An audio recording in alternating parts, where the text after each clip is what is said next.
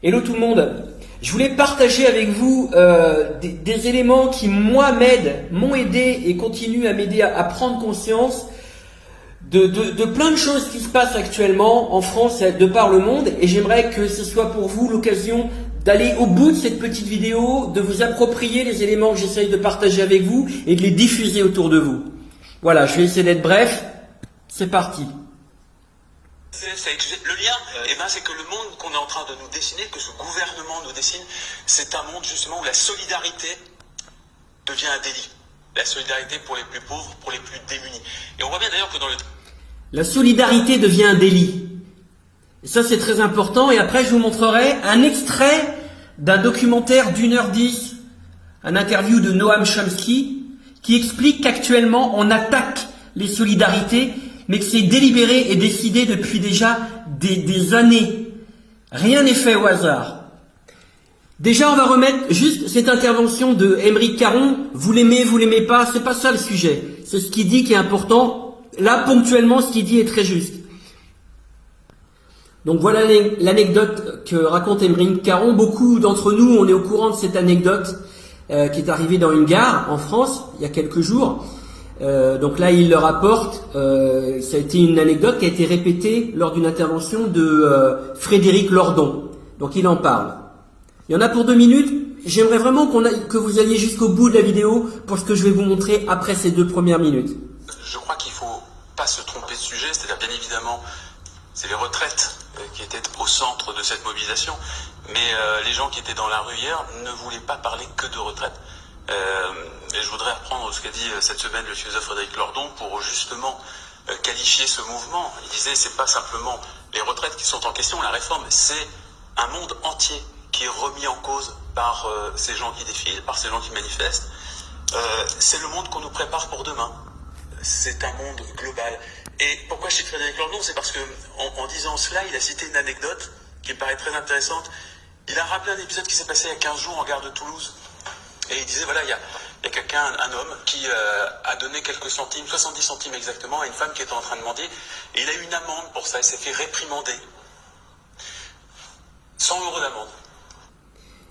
Donc exactement, il a eu 130 € d'amende. On est nombreux, on l'a tous vu passer. Regardez la réaction d'un communicant qui fait partie du système. C'est un éditocrate aussi. Il s'appelle Franck Tapiro.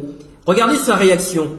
Spontanément, ça lui échappe. Effectivement, même lui, qui fait partie du système, il est choqué. Un communicant. Regardez sa réaction. Un policier qui était là.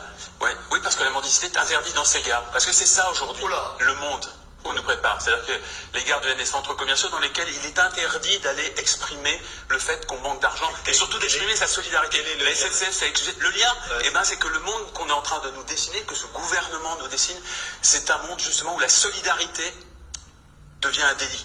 La solidarité pour les plus pauvres, pour les plus démunis. Et on voit bien d'ailleurs que dans le traitement des retraites, la communication qui a été choisie par le gouvernement depuis quelques semaines, c'est de monter les Français les uns contre les autres. En disant, vous savez, on essaye via cette réforme d'être beaucoup plus juste parce que regardez eux.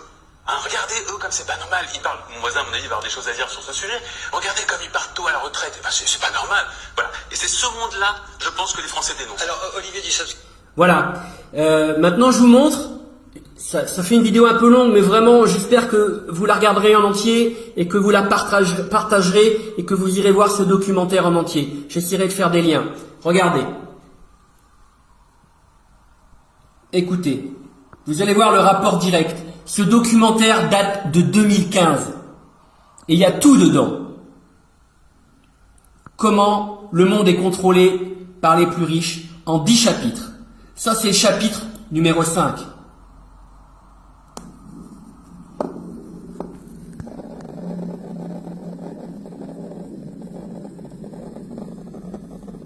Attaquer la solidarité. Désolé. Solidarity is quite dangerous. From the point of view of the masters, you're only supposed to care about yourself, not about other people. This is quite different from the people they claim are their heroes, like Adam Smith, who based his whole approach to the economy on the principle that sympathy is a fundamental human trait, but that has to be driven out of people's heads. You've got to wait for yourself, follow the Weil maxim, don't care about others. Which is okay for the rich and powerful, but is devastating for everyone else. Eh ouais, le dicton. C'est bon pour les riches et les puissants, mais dévastateur pour les autres. C'est qui les autres? Le contraire de riches et puissants, les pauvres et les faibles. Et là, c'est nous. Je vous laisse écouter la dernière minute de cet extrait. Well, it's taken a lot of effort to try to drive these basic human emotions out of people's heads. And we see it today in policy formation. For example, in the attack on Social Security. Social Security is based on a principle. It's based on a principle of solidarity. Solidarity, caring for others. Social Security means I pay payroll taxes so that the widow across town can get something to live on. For much of the population, that's what they survive on. It's of no use to the very rich, so therefore there's a concerted attempt to destroy it. One of the ways is defunding it. You want to destroy some system, first defund it. Then it won't work, people will be angry, they want something else. That's a standard technique for privatizing some system. We see it in the attack on public schools. Public schools are based on the principle of solidarity. I no longer have children. Voilà, je coupe. Je voudrais juste vous donner envie de voir ce documentaire en entier. Ça, c'est juste le chapitre numéro 5, attaquer la solidarité. Et ça dure 4-5 minutes par chapitre. Le chapitre d'avant, ça parle du transfert des impôts. Au lieu qu'ils soient supportés par les plus riches, on le fait supporter par la population les plus pauvres pour libérer les grandes entreprises. Passionnant le chapitre numéro 4. Ça donne une perspective que tout ce qui se passe aujourd'hui est décidé, même pas au niveau de l'Europe, c'est décidé tout en haut, dans une oligarchie financière qui crée l'architecture de toute l'économie mondiale depuis le milieu des années 70. Je terminerai en vous donnant juste le début de ce documentaire.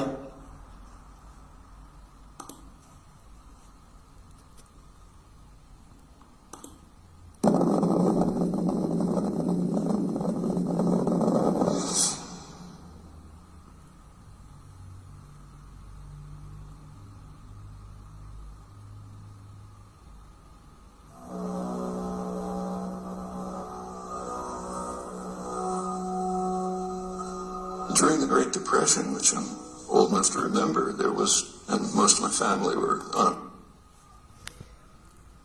Requiem for the American Dream. Je vous le mettrai en lien. Merci si vous partagez de le copier également, que un maximum de gens aient accès à tout ça. Voilà. J'ai fait une vidéo un peu longue. J'essaye d'apporter des choses. Je pense que c'est utile, que c'est pertinent. En tout cas, j'aimerais que moi, on m'indique des documentaires, des choses, qu'on me mette en perspective pour me faire réfléchir, pour me faire percuter sur des choses. Donc actuellement, ce qui se passe, c'est pour ça que c'est important de ne pas lâcher, de diffuser, de partager. On est de moins en moins manipulable et on est de plus en plus nombreux à comprendre ce qui se passe, mais il faut juste le partager, informer autour de nous pour que d'autres aient l'occasion d'avoir ce petit déclic. Peut-être pas en parlant avec nous, mais peut-être avec la 10e personne qui va leur parler de ça, qui va dire « Tiens, mais finalement c'est vrai, j'ai pas eu le déclic avec Bruno, mais j'ai le déclic maintenant avec Annabelle ou Josiane. » C'est ça qui est important. Voilà. Je voulais partager ça avec vous, diffuser, partager, échanger, et puis surtout continuer à ne rien lâcher. Actuellement, tout est fait, via les médias notamment, pour vraiment, vraiment nous faire lâcher et tuer la solidarité. La grande grève générale, c'est effectivement l'ennemi public numéro 1 de ce système que nous sommes en train de combattre. Donc par tous les moyens possibles, ils vont nous diviser pour attaquer et détruire, tuer la solidarité. Or, c'est la seule chose qui nous reste. Et je terminerai juste avec les 10 chapitres de ce documentaire. réduire la démocratie, former l'idéologie, redessiner l'économie, déplacer le fardeau, transférer le poids des impôts, non pas sur les grandes entreprises, mais sur le peuple, attaquer la solidarité, on vient de le voir, gérer les législateurs, eh oui, contrôler les gens qui font les lois, évidemment, manipuler les élections, eh oui, l'argent et les médias, maîtriser la populace, le peuple, fabriquer le consentement, marginaliser la population. Voilà, c'est un véritable documentaire pédagogique qui permet d'aiguiser nos consciences. En tout cas, moi, ça m'a aidé et c'est pour ça que j'ai fait cette longue vidéo. On lâche rien, partagez, à très bientôt.